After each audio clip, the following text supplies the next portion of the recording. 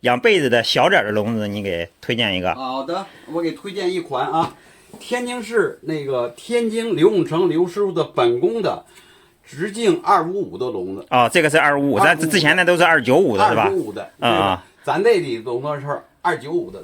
这款为嘛好呢？这款它比那个少占地方一个，搁在那个鸽鸟跟那个圆笼基本上都一样，都一样，黄跷、白眼被子。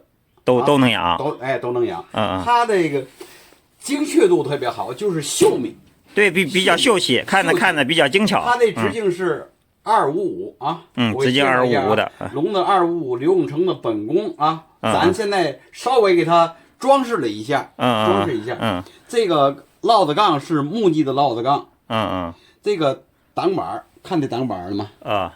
这叫什么来着？哦，春满园。春满园啊。春满园，这个罐子，这罐子是文革时期的狮子滚绣球啊，狮子滚绣球。这个菜叉是木质的双莲花菜叉，把这个拔下来，把食搁那儿，小鸟站在笼上，站在那上面吃，站在笼头上吃这个食啊。这个灌卡子，这个灌鼻子是全部溜青，灌卡子是螃蟹啊。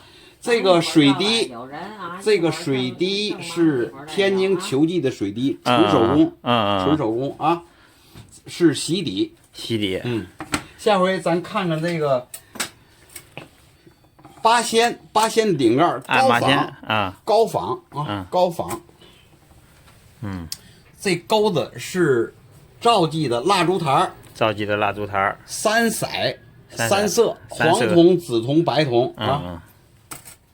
这一套上在这个跟它的笼子特别搭配，对，这一套看着挺好眼的，整体特别和谐，看挺顺眼的。